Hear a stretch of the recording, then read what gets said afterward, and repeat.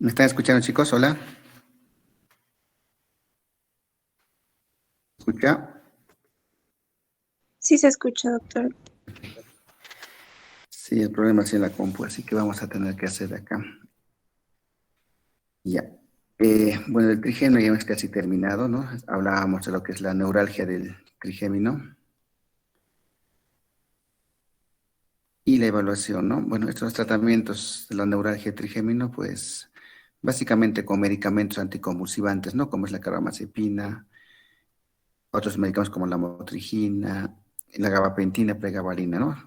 Todos son anticonvulsivantes, se utilizan pues en los tratamientos para neuralgias, no solo del trigémino, sino también de otras neuralgias a nivel periférico. Ya, entonces vamos a continuar con el nervio facial.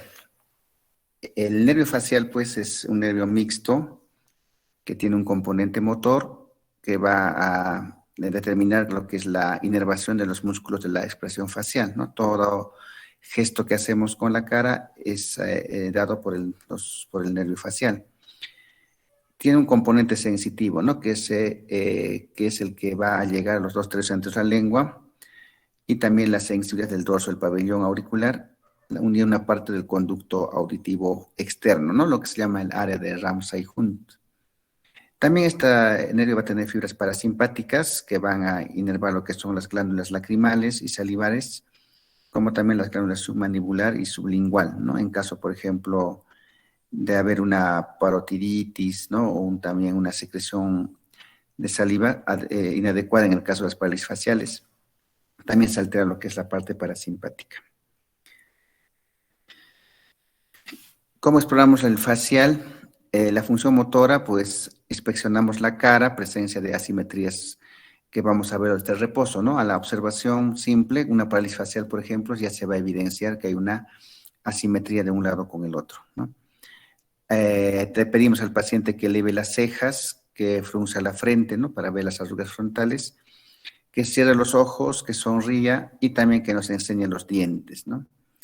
O también le podemos pedir que infle las mejillas, ¿no? Para que podamos ver, porque si es que hay una parálisis facial, ese lado no va a poder cerrar y se va a salir el aire, ¿no? Por el lado que está paralizado. También hacemos pruebas de la fuerza del músculo orbicular del ojo. Al paciente le pedimos que cierre los ojos con fuerza y nosotros intentamos elevar el párpado superior, ¿no? Para ver si está teniendo una fuerza que impida que le levantemos, ¿no? En este caso, le decimos fuerte, cierra los ojos y tratamos de elevar. El signo de Bell es la imposibilidad de cerrar el ojo y si hay un desplazamiento hacia arriba del globo ocular. Entonces, eso vamos a ver, el paciente trata de cerrar el ojo, pero al tratar de cerrar, pues el globo ocular se va, ¿no? El iris lo vemos y la córnea que se va hacia arriba y queda la esclera debajo, ¿no? Ese es el signo de Bell en las parálisis faciales, que es la principal patología, pues, de este nervio craneal, ¿no? Una parálisis facial. También para evaluar la parte motora podemos pedir al paciente que también nos muestre los dientes, ¿no? Y también ponerle una fuerza a nivel de los carrillos, ¿no? Para que pueda el paciente, cuando cierre la boca, pues no lo jalemos, ¿no? Muchas veces puede haber también parálisis faciales bilaterales, ¿no? Pues, o sea, ambos lados, y a veces no se nota que una parálisis facial, como está simétrico, pero es una fase, pues, una fase inexpresiva, que el paciente no puede reírse, ¿no? Se le ve como si no tuviera ni siquiera arrugas frontales. Entonces, eso se ve, por ejemplo, en los Guillain-Barré, ¿no? Que tienen parálisis bifaciales y tampoco, pues, tienen fuerza para cerrar los ojos. No es tan severo como la parálisis facial o de Bell, pero sí se evidencia la falta de fuerza. Entonces, cuando hablamos de parálisis facial, tenemos que ver de que la causa principal es la causa idiopática, ¿no? Más del 90% de las parálisis faciales son idiopáticas y un porcentaje o sea, el 10% que resta, pues puede ser a consecuencia de una compresión del nervio facial en cualquier parte de su recorrido, especialmente a nivel de la salida, ¿no? Del tronco cerebral, cuando se producen los tumores del ángulo pontocerebeloso, ahí puede haber una parálisis facial periférica, el cual pues se evidencia porque solo va a afectar la parte inferior de la cara, ¿no? O sea, la parálisis facial periférica afecta toda la hemicara, desde la frente hasta la parte del mentón. En cambio, la parálisis facial central solo va a afectar del ojo para hacia abajo, ¿no? El párpado inferior y también la boca, ¿no? Porque se va a desviar de alguna manera. Más severo vamos a ver una parálisis facial periférica, porque el ojo pues se va a quedar totalmente abierto en los casos más graves. En cambio, la central pues no se nota mucho, ya que casi cierra por completo el ojo del paciente, pero sí no hay una fuerza. ¿En qué casos vemos parálisis faciales centrales? Toda lesión que afecte por encima del núcleo del facial que está en la protuberancia, por ejemplo, un infarto en la cápsula interna, puede ser un infarto a nivel de la corteza cerebral, un tumor en esas zonas, ¿no? La corteza, la cápsula y también en el mesencéfalo, donde están pasando las vías, pues, motoras, ¿no? Especialmente la vía córtico-nuclear. Esta vía córtico-nuclear que hemos visto en lo que es la parte motora, inerva también al nervio facial. Entonces, cualquier lesión a ese nivel va a producir una parálisis facial de tipo central. En cambio, la parálisis facial periférica pues, se produce por lesiones desde la salida del nervio mismo del tronco, tumores ángulo-pontocerebeloso a nivel de las cisternas que atraviesa este nervio, o también de los del seno cavernoso, ¿no? Que está en relación.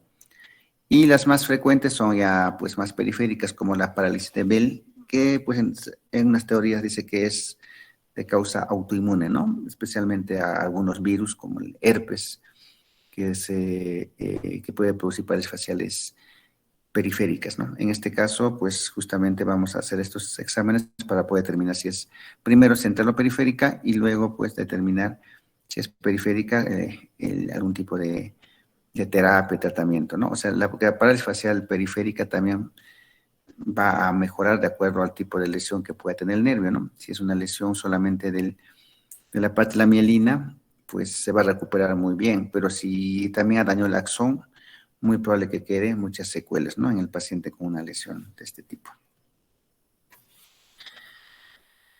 Luego exploramos para la exploración neurológica que hemos visto del facial, la parte motora, ¿no? Que es básicamente con la fuerza de los músculos orbiculares, la boca, insuflar las mejillas, etcétera, ¿no? Hay un signo también, ¿no? El signo de Chauvet-Stech, ¿no? Que es el caso de cuando hay hipersensibilidad del nervio facial, se percute con un martillo por delante del conducto auditivo externo, a 2 centímetros por debajo del arco cigomático, y el resultado es una contracción involuntaria de la musculatura mímica, ¿no? Del lado que estamos estimulando, y cierto cierre de los auriculares de los párpados, ¿no? Con un movimiento de la comisura bucal y de las alas de la nariz, ¿no? Las alas nasales. Entonces, esto nos indica que hay una hipersensibilidad de este nervio, no dolorosa en sí, sino pues la hipersensibilidad motora, ¿no? Como por decir que hay una hiperreflexia, ¿no? Se podría decir, es una traducción del signo de Chauvet-Stech, ¿no? Una hiperreflexia de este nervio. La función refleja, hemos visto, ¿no? El reflejo corneal, el cual pues se realizaba junto con el quinto, el reflejo orbicular de los párpados también, el nasopalpebral, ¿no? Igual, ¿no? La vía aferente es el quinto y la respuesta dada por el séptimo, ¿no? En el caso del reflejo orbicular, se da un golpe suave, seco con el martillo, o también poniendo el dedo, y vamos a observar, pues, el cierre del orbicular de los ojos, ¿no? Entonces, la respuesta es el cierre bilateral de los ojos, y también en los sujetos con Parkinson, pues es inagotable, ¿no? Es como el incremento de este reflejo, como un clonus, básicamente, en lo que traduciría la parte de las extremidades. La función sensitiva determina la lesión del gusto, ¿no? En los 2 tercios anteriores de la lengua, en el cual pues ponemos sabores, ¿no? Como por ejemplo dulce, salado, agrio. Le decimos al paciente que saque la lengua, que cierre los ojos, le pasamos un sabor dulce y luego que no introduzca la lengua, ¿no? Y le preguntamos qué es lo que ha percibido y luego de eso recién pues se introduce la lengua en la boca y luego nuevamente lo saca y le ponemos otro sabor. Y también le pedimos el reconocimiento. Entonces, los 2 tercios anteriores de la lengua están inervados por el músculo, por el nervio facial, el cual es el que va a llevar la función sensorial de esta zona. ¿no? Azúcar, sal, limón, pues se puede colocar. En otros casos también podemos aplicar, pues, con agua se puede limpiar y luego se lava la boca después de cada prueba que se hace, ¿no? Para que no se confunda con el otro. Entonces, alteraciones del parálisis facial también pueden producir alteraciones de la sensibilidad a los sabores, ¿no? De la función sensorial.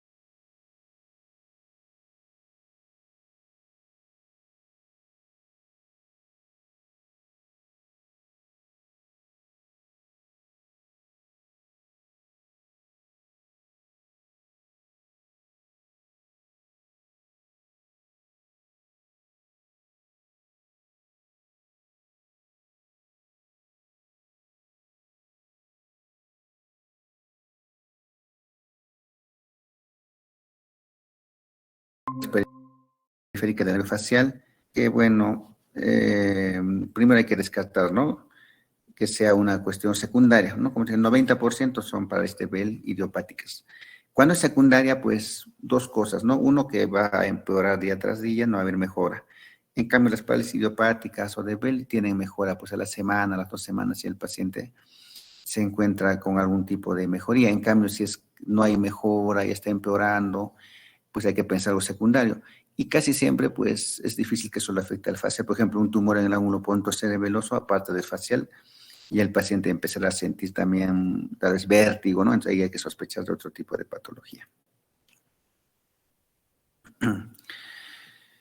Bueno, el octavo nervio craneal, ya también llamado el estatoacústico, ¿no? O el coclear. Tiene pues dos componentes, ¿no es cierto? Una rama coclear, que es la encargada de la audición, y la rama vestibular encargada del equilibrio. Para explorar la función auditiva, pues en la parte neurológica básicamente es saber si escucha o no el paciente, ¿no? Entonces se puede susurrar palabras a cada oído del paciente y pedir que las repita, ¿no? Entonces con voz bajita decimos una palabra, ¿qué dije? Y el paciente tiene que repetirnos, ¿no? También se puede frotar los dedos índice y pulgar, ¿no? Del explorador en ambos oídos y preguntarle al paciente qué es lo que ha escuchado en sí. Sonidos de tic-tac de un reloj a unos 5 centímetros del pabellón auricular y obviamente con ojos cerrados, ¿no? Y preguntarle qué es lo que está escuchando el paciente. La función auditiva también se puede determinar, pues, con las pruebas con diapasones, ¿no? Como el test de Weber. Y también para saber, ¿no? Si la hipoacusia, eso se hace cuando el paciente, pues, tiene pérdida de la agudeza auditiva. Bueno, ahora se utiliza ya muy poco, ¿no? Ya que existen, pues, muchos aparatos como los audiómetros, ¿no? Que ya determinan incluso el grado de pérdida de la agudeza auditiva, ¿no? Con el diapasón básicamente era solamente para saber si la pérdida era neurosensorial, o sea, del nervio, o es más periférico, ¿no? De la parte externa, de la parte ósea. En la prueba de Weber de conducción por vía ósea, ¿no? Es para saber básicamente si es más anterior, Se vibra el diapasón situado en el vértice del cráneo y pregunta si el paciente percibe igual en ambos oídos, ¿no? Entonces, si percibe menos en uno, pues podríamos decir que ese es el lado alterado. El paciente sano no lateraliza, o sea, escucha normal en ambos lados. La prueba de Rine es para ver la conducción por vía aérea. También se vibra el diapasón y se sitúa en la apófisis mastoides, ¿no? De cada oído, y el paciente debe avisar cuando cese la percepción del zumbido. Y nosotros también tenemos que comparar con lo que estamos oyendo, ¿no? También se coloca el diapasón frente al conducto auditivo externo y se pregunta si oye la vibración, ¿no? Y también el paciente va a percibir el sonido si es que se vuelve a hacer el estímulo. Entonces nos dice que esa conducción está normal, ¿no? Entonces el RINE también se hace para ver la vía aérea y la vía ósea. Bueno, en neurología nos interesa más el componente vestibular, pues, ¿no? Porque es causa frecuente de consultas, los vértigos, los mareos, especialmente en pacientes que tienen, que son mayores, ¿no? Entonces, para explorar esto vamos a tener que ver algunos signos que podría presentar el paciente, como la existencia de nistagmus, por ejemplo, ¿no? Si es una fase lenta, si es fase rápida, ¿no?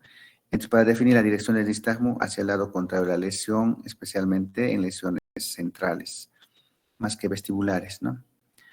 Se puede poner también nistagmos espontáneos. En este caso, se pide al paciente que mire el centro y luego que desvíe la mirada a 30 grados a la derecha y a la izquierda. Esto va a estimular que aparezca un nistagmus, ¿no? Si se desvía más de 30 grados y aparece nistagmus, pues puede ser también un nistagmus fisiológico. Hay nistagmus posicionales, ¿no? Por ejemplo, en la maniobra de Dix-Holpay que se realiza en pacientes que tienen vértigo y nos confirma la presencia de un vértigo postural paroxístico benigno, ¿no? O sea, el vértigo que se produce a consecuencia de la descompensación de los otolitos, ¿no? En el oído interno. O sea, pues los otolitos que están flotando en el líquido a veces tienden a irse a un lado, al otro, a lo que son los conductos semicirculares, ¿no? Entonces, en este caso, se produce un vértigo al cambio postural, por eso se llama vértigo postural paroxístico benigno, ¿no? El paciente está durmiendo, se levanta de golpe la cama y siente, pues, que se le cae todo encima, ¿no? Siente un vértigo muy intenso, incluso puede darle náuseas, vómitos, ¿no? Como cuando, pues, a veces viajamos en un carro, con las curvas, o también cuando rodamos, ¿no? Una colina y nos paramos y sentimos esa sensación vertiginosa, pues así siente el paciente con un vértigo postural, pero en este caso al cambio de posición. La maniobra de Dix-Holpay, pues vamos a poner al paciente sentado en la camilla, luego vamos a impulsar la cabeza hacia un lado contra la camilla, o sea, prácticamente lo tiramos hacia abajo y le volteamos a un lado, ¿no? Y observar, pues, si desencadena nistagmo, ¿no? Entonces, si desencadena nistagmo, estamos hablando de un vértigo postural paroxístico benigno. Luego se endereza la cabeza y se hace también al otro lado, ¿no? Entonces, es confirmatorio este tipo de vértigo. Acá, ¿no? Vamos a ver la maniobra justamente al paciente sentado, doblamos la cabeza al derecho y rápidamente lo vamos a tumbar. Como les decía, el problema va a estar a nivel de los conductos semicirculares, los otolitos que normalmente son los que nos van a dar el equilibrio, la dirección, lo que estamos, pues pasan de un lado a otro y eso hace de que tengamos algún tipo de sintomatología vertiginosa. Es la maniobra de Dix-Holpay. Luego también hacemos la prueba de Romberg, ¿no? Hemos dicho que Romberg se presenta tanto en pacientes que tienen problemas de cordón posterior como en pacientes que tienen, pues, problemas vestibulares. El test de Romberg, el paciente que está de pie con ojos cerrados, con los talones juntos y las puntas separadas a 30 grados, cabeza recta y los brazos abajo, ¿no? Entonces, en caso de vértigo periférico, el paciente se inclina hacia el lado que está dañado en el oído, hacia el lado patológico. Luego hacemos el test de Utenberg también, el paciente con ojos cerrados que marca el paso, ¿no? Sin moverse. Entonces, en el mismo sitio que le decimos que con los ojos cerrados, marque el paso o marche, ¿no? Y que vamos a ver que cuando hay, pues, alteración, se va a ir al lado que está lesionado el paciente, ¿no? Incluso va a poder girar a ese lado, ¿no? Y también una rotación de más de 80 grados hacia el lado afectado, ¿no? Podemos también hacer test de lo que es la marcha en sí. En lo que es pues la patología auditiva, pues son causas más superficiales, básicamente para que lo vea el otorrino, ¿no? Como el tapón de cerumen, una otitis media aguda, una otitis media, esos son lesiones pues básicamente externas, ¿no? Que hacen perder la agudeza auditiva. Pero las demás hipoacusias como las neurosensoriales, cuando se ve un rine positivo en ambos oídos o un Weber lateralización hacia el oído sano, pues tenemos ya trastornos de lo que es el nervio, ¿no? Incluso la parte ya del oído interno. Por ejemplo, podemos ver las presbiacusias, ¿no? Daños con disminución de la agudeza visual, que hay causas fisiológicas como la edad avanzada, por ejemplo, ¿no? Hay hipoacusia de percepción bilateral, asimétrica, y también los acúfenos o tinnitus que son muy frecuentes y que al paciente también le molesta mucho y pues no hay que hacer para bajar eso, ¿no? Algunos fármacos que dañan el nervio también, como los aminoglucósidos, los diuréticos derivados de la quinina, salicilatos, cisplatino, carboplatina, etc. El neurinoma del acústico también, ¿no? Que es un tumor en el ángulo ponto cerebeloso o en cualquier parte de este nervio que puede producir alteraciones auditivas y también vestibulares, ¿no?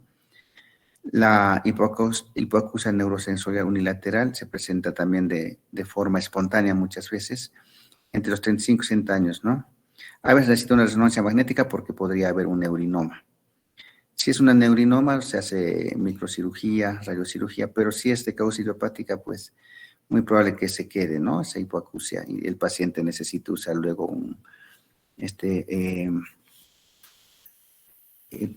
necesite utilizar, pues, un aparato para oír mejor, ¿no? En lo que es la patología vestibular, pues hay que diferenciar siempre lo que es un vértigo periférico de un vértigo central. El vértigo periférico es mucho más frecuente, casi el 90%, y el vértigo central menos del 10%.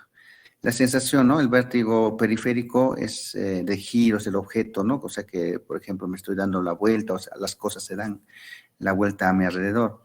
En cambio, en el central es más mareo, ¿no? O sea, para la marcha, como si estuviéramos caminando sobre algo suave, hay desequilibrio, inestabilidad, ¿no? Pero no hay tanto giro en sí de las cosas. Síntomas asociados para el vértigo periférico pueden ser otológicos como la hipoacusia, aumento de la presión dentro del oído, otorrea, acúfenos, ¿no? Si es que son superficiales. En el vértigo central, los síntomas asociados pueden ser cefalea, déficits sensitivos, puede haber diplopia, defectos visuales, ¿no? Por ejemplo, si es un infarto, puede también afectar la parte motora, ¿no? Acompañarse de hemiparesia, etc. El nistagmo en el vértigo periférico es horizontal, es rotatorio, es unidireccional y se suprime por la fijación. O sea, cuando mira de frente el paciente. En el vértigo central es vertical o combinado, es cambiante o también invertido y no se suprime por la fijación. Tú le miras fijamente al paciente y sigue viéndose el nistagmo, ¿no? A diferencia del periférico. El signo de Romberg e inclinación hacia el lado patológico, y en el vértigo central no se puede decir porque el paciente tal vez no cae a un lado, pero sí va a estar un poco desequilibrado, pero no va a definir un lado para poder presentar eso. El signo de Utenberg, ¿no? Que es la marcha que hemos visto, hay rotación de más de 80 grados hacia el lado afectado, ¿no? En cambio, en el central solo hay una estabilidad con tendencia a caer. En la marcha a ciegas hay una marcha inestable, o sea, le decimos que camine con los ojos cerrados, va a ser totalmente inestable en el periférico, y en el vértigo central hay una marcha en estrella, a veces con retropulso, o sea, el paciente va a irse de un lado a otro, no va a formar como un tipo de estrella.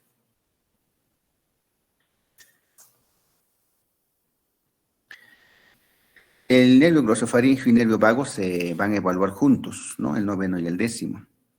Entonces, como recuerdo anatómico, sabemos que el glosofaringio tiene un componente sensitivo que va a inervar el tercio posterior a la lengua, un componente motor que inerva los músculos estilofaringio y produce la elevación de la faringe y los músculos constrictores de la faringe. Y el nervio vago, pues, tiene fibras motoras que van a los músculos estriados de la faringe, el palatogloso, la laringe y algunas fibras sensitivas. ¿Cómo exploramos? Pues ambos nervios juntos, se toca la pared posterior de la faringe con baja lengua, ¿no? Y vamos a ver el reflejo nauseoso en sí. Y la respuesta normal es la contracción inmediata de los músculos de la faringe, ¿no? Y el paciente va a sentir una sensación, pues, nauseosa, que es, incluso hay que tocarlo bilateralmente, tanto al derecho como al izquierdo. También podemos, desde el principio, al hacer abrir la boca, ya estar mirando, ¿no? Si hay una asimetría, por ejemplo, la úvula se puede estar desviada, y en este caso una parálisis de estos nervios se va a desviar al lado sano. También hay que solicitar que el paciente diga A para ver la elevación del paladar, ¿no? A veces hay un paladar que está como una cortina, ¿no? Que se llama la cortina de Bennett y no va a producir la elevación en este caso que hay parálisis. ¿Qué patología vamos a ver? Si hay afectación del noveno par, pues hay una caída del velo del paladar del lado de la lesión, el signo de Bernet. Al hablar, la úvula y la pared se desvían al lado sano, ¿no? Entonces le pedimos que el paciente, mirando que hable, pues va a haber una desviación. El lado sano que está bien lo va a jalar al lado enfermo, ¿no? Hay alteración del reflejo nauseoso por el lado afectado. Hay neuropatía aislada del glosofaringio, que son raras. Hay neuralgias del glosofaringio también, ¿no? Como una patología, igual que la neuralgia del trigémino, pero en este caso el dolor va a ser a nivel faringio y laringio, que es un dolor paroxístico en territorio sensitivo de este nervio, ¿no? Puede acompañarse de bradicardias y síncopes también, porque tiene el nervio glosofaringio, también tiene fibras vegetativas. Cuando se afecta el décimo par, hay una parálisis unilateral, ¿no? Hay un desplazamiento de la faringe hacia el lado sano, una voz nasal también, hay una parálisis de cuerda bucal. La parálisis bilateral hay afonía, hay disnea. La etiología, pues, puede ser aneurismas de la aorta torácica, ¿no? Que comprimen al nervio y en su salida. Tumores, también los traumatismos cervicales, tumores, adenopatías cervicales que comprimen al nervio. El nervio espinal o decimoprimer nervio craneal, pues es la anatomía básicamente inerva el músculo esternocleidomastoideo y el músculo trapecio, ¿no? Son los músculos que hacen girar la cabeza y mantienen también la cabeza fija. Y como exploramos, pues el esternocleidomastoideo, movimientos de rotación o lateralización y flexión de la cabeza, ¿no? Mediante la inspección y palpación del músculo, podemos ver si hay también disminución del tono muscular, ¿no? Y también ponemos oposición, ¿no? A la resistencia de la parte. Por ejemplo, si vamos a explorar el esternocleidomastoideo, le decimos que gire la cabeza derecha, izquierda y ponemos nuestra mano para ver cómo está la fuerza del músculo, ¿no? En el trapecio, para evaluar el trapecio, pues se debe encoger y elevar los hombros contra nuestra resistencia, ¿no? Entonces, si está normal la fuerza, obviamente va a mover adecuadamente. Pero a la inspección misma, si hay alteración del trapecio, pues ese hombro va a estar mucho más caído que el otro. ¿Qué patologías podemos ver en la lesión del decimoprimer nervio en el espinal?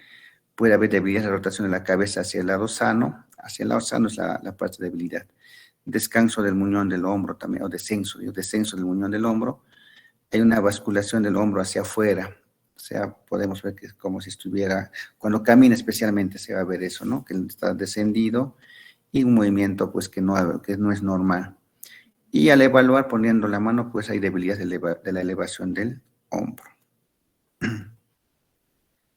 Y el último nervio, que es el hipogloso, pues es un nervio exclusivamente motor, inerva los músculos de la lengua, el estilogloso, el iogloso, los genioideos, el geniogloso y los músculos tiroideos, ¿no? La exploración, ¿no? Observación de la lengua en el suelo de la boca, movimientos de lateralización libres y contrarresistencia también, pues se podemos poner un bajalengua en la lengua y hacer resistencia, ¿no?